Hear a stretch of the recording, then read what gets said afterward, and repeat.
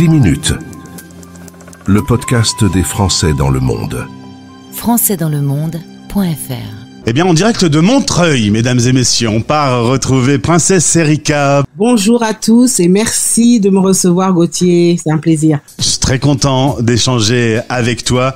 La vie nous réserve des surprises et tu as décidé de donner justement une seconde vie à un titre que tout le monde connaît. Alors, est-ce que tu veux bien qu'on commence à replanter un tout petit peu le décor déjà ? Absolument. Allez, c'est parti.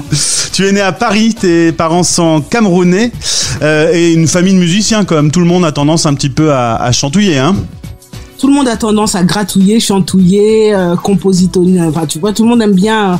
Ma mère était quelqu'un qui écrivait. C'était une une écrivaine, je dirais même. Une des premières femmes, la première femme à avoir écrit un livre. La première femme d'Afrique, hein, tu vois, avoir écrit un livre et tout à 16 ans. Et ouais. Pardon, madame. Et mon père était un musicien dans le sens par plaisir, c'est-à-dire que à la maison il y avait toujours des guitares, ça chantait, c'était super agréable. Mais c'était aussi, ils avaient des métiers, c'était des sociologues, psychosociologues. Hein. Donc une famille très intello en fait quelque part. Et ouais, très musicienne. Paradoxalement, tu aurais pu être une championne d'athlétisme. Ça, j'ai découvert. En 79, tu remportes le championnat de France pour la course de haies et saut en longueur. Radicalement différent, quoi. Mais si, c'est pareil. Parce que si tu veux, ce métier, c'est pas une compète contre les gens. Hein, mais c'est avec toi. C'est-à-dire qu'il faut que tu sois endurante. Il faut que tu sois rapide à des moments. Il faut que tu sois souple. Il faut que tu sois que tu acceptes la défaite. Quand la défaite, il faut avoir un mental de sportif. Ah ouais. Je pense que ça m'a énormément aidé dans ce métier. J'avais pas vu ça comme ça, mais maintenant que tu le dis, en effet, c'est franchir un certain nombre d'obstacles comme que d'être chanteur. Absolument. Et parfois des obstacles difficiles. Et ouais. Tu commences avec tes sœurs, avec plusieurs groupes, plusieurs expériences de scène. La scène, on apprend vite et beaucoup quand on travaille avec les autres et qu'on a du public en face de soi. C'est très formateur. Absolument. C'est formateur et tu sais, quand j'ai commencé avec mes sœurs, hein, donc à la maison et tout, on avait déjà notre petit public, hein, quand on chantait en famille, hein, on avait déjà nos gens qui nous disaient elles sont mignonnes, voilà. Donc on a toujours aimé faire le spectacle, on a toujours aimé faire le show. Et chanter avec mes sœurs, c'était une école d'abord, parce que j'ai des sœurs qui étaient super chanteuses. J'avais aussi une mère qui chantait, enfin. Pour nous, c'était absolument naturel de faire ça. On se trouvait pas, voilà, c'était pas exceptionnel de se. Et là, je vois, on a gardé ça parce que nos enfants, qui sont aussi très musiciens, quand ils viennent à la maison, l'autre se met à la guitare, le piano et tout. Des fois, je suis là, il est 2h du matin, je dis mais rentrez chez vous, les gars. Qu'est-ce qui se passe? Tu vois, on aime ça, on aime se réunir et chanter. En 88, alors pour le coup, je vais raconter ma petite histoire. Moi, j'étais allé acheter ton 45 tours chez un disquaire. Le titre s'appelle Trop de blabla. C'est comme ça qu'on te découvre. Et puis, ça rentre au top 50. Alors, ça veut dire le clip, ça veut dire les plateaux télé, les tournées promotionnelles. Qu'est-ce que tu retiens de cette année 88 ? Écoute, ça a été assez... parce que moi, le titre, je l'ai enregistré en 86. En 86, je pars à Londres et tout, je rencontre mes gars à Swad, on joue, on enregistre 2 titres d'ailleurs, et je rentre à Paris, et là je commence à faire, le tour des maisons de disques. C'était ma première intrusion dans le milieu, tout le monde me le jette à la gueule. Ah ouais. Le monde. Ah ouais. Voilà. Ça marchera pas, merci, repars avec ton titre. Repars avec ton truc. Et donc le temps passe et tout, et un jour il y a quelqu'un qui me propose de le mettre sur une compilation. Je te jure, les mêmes qui me l'avaient jeté à la gueule, ils sont dit je le veux en single et tout. On a eu que l'embarras du choix. C'était dingue. Donc moi, ce que j'en garde comme on va dire comme souvenir, c'est de jamais perdre sa foi. C'est-à-dire que ce que tu crois qui est bon, c'est bon. Ce que tu crois qui est bien, c'est bien. Après, il y a la production, il y a les machins. Enfin, tu vois, il y a des choses qui viennent s'ajouter, mais le fond de toi-même, tu le connais mieux que personne. C'est une belle leçon ce que tu nous dis là. Tu ramènes le raga en France, c'est Wikipédia qui le dit. Hein. Tu contribues à la popularité du raga en France et tu es pionnière sur la scène urbaine dans les années 80. Ça te fait quoi d'entendre un truc pareil ? Bah écoute, je dirais que moi quand je suis arrivée en 88, donc dans les médias, hein, et les radios et les télés, je me sentais toute je me sentais bien parce que je me disais, bah, j'ai ma petite personnalité, ma petite originalité, et je la connais bien. Donc, j'étais pas distante avec, tu vois, mon reggae, mon machin, et je trouvais que le public français m'a énormément accueilli avec tout l'amour du monde. Les artistes français m'ont tout de suite invité à faire des duos, des machins et tout. Je me suis dit, ben voilà, ça m'a fait plaisir de contribuer à ça. Je me suis pas sentie l'âme d'une pionnière et tout, comme on peut dire, mais surtout quelqu'un qui arrive avec quelque chose qui lui est propre et qui est accepté par les autres. Ça, j'ai trouvé ça super. Les années 80 et les années 90, tu rencontres plein de gens, mais ça fait rêver, quoi. Tu chantes avec Catherine Ringer, tu bosses avec Jean-Louis Aubert, il y a Marc Lavoine, enfin, ça doit être des sacrés souvenirs. Tu dois avoir dans ta mémoire des moments un peu inoubliables.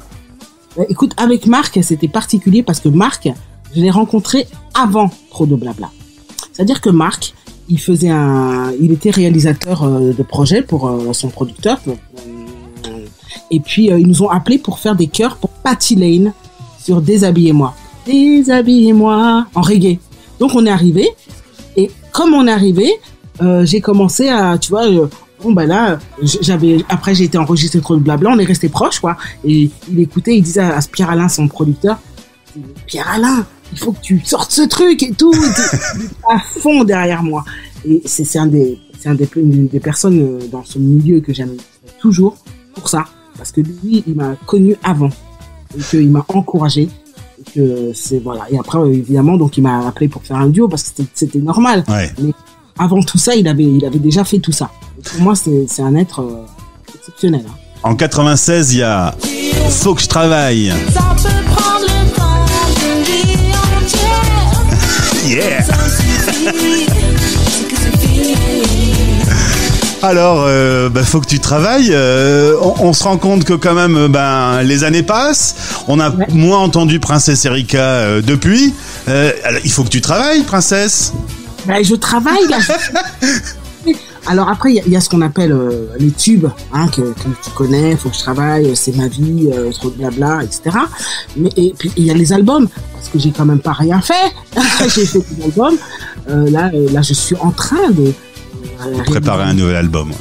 Dans la Meuse, d'abord, et puis un de partenaires.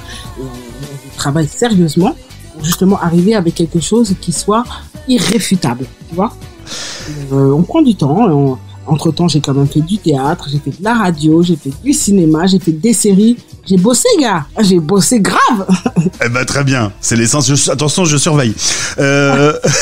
Pourquoi avoir décidé de remasteriser, de ressortir Trop de Blabla? Alors, tu sais pourquoi? Parce que ce titre-là n'existait pas sur les plateformes. Ah ouais? Je ne le trouvais pas. C'est-à-dire que, comme il n'était pas numérisé, eh ben, tu le trouvais pas. C'est-à-dire que les producteurs, moi, puisque moi, je suis producteur de Trop de Blabla, on a sorti ce titre-là en 88. Il n'est jamais ressorti après. Il a été sur des compiles, mais jamais il n'a été numérisé.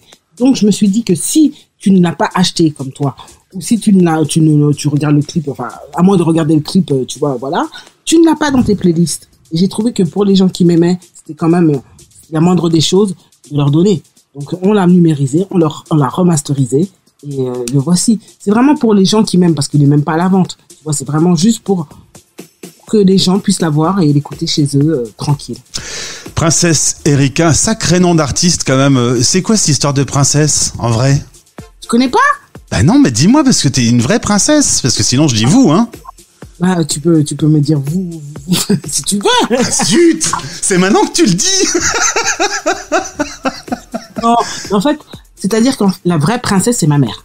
Mais réellement, c'est-à-dire que ma mère, c'était la fille d'un chef, un chef traditionnaliste, c'est-à-dire un chef de père en fils, avec des armoiries, avec des us et des coutumes, et avec surtout pas un droit de vie et de mort sur ses c'est comme un maire de village, ça veut dire il célébrait les mariages, les décès, les conflits, et donc ses fils et ses filles étaient des princes et des princesses. Et il se trouve que maman, elle était, comme je te dis en plus, la première femme, tu vois, de l'Afrique subsaharienne à avoir sorti ce livre, et donc elle a voyagé, elle a été très mise en avant.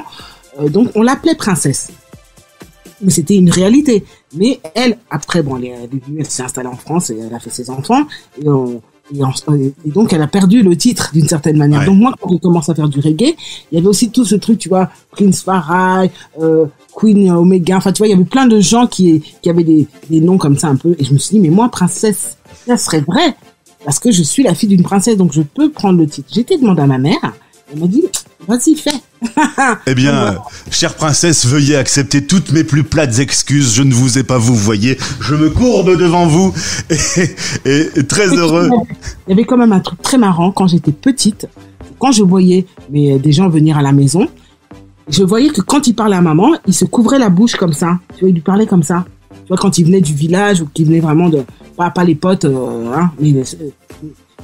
J'ai dit à maman, mais pourquoi ils font ça, maman? Pourquoi ils te parlent avec la main devant la bouche? Elle me dit, parce qu'il ne faut surtout pas que leur haleine m'atteigne.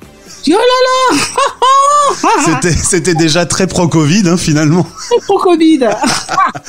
Princesse Erika sur la radio des Français dans le monde. Ton titre va être diffusé à partir dans 20 secondes dans tous les pays du monde et on va le retrouver avec un vrai plaisir. Merci d'avoir accepté cette invitation. Merci à toi. Merci beaucoup. Et je vous souhaite à tous une excellente journée.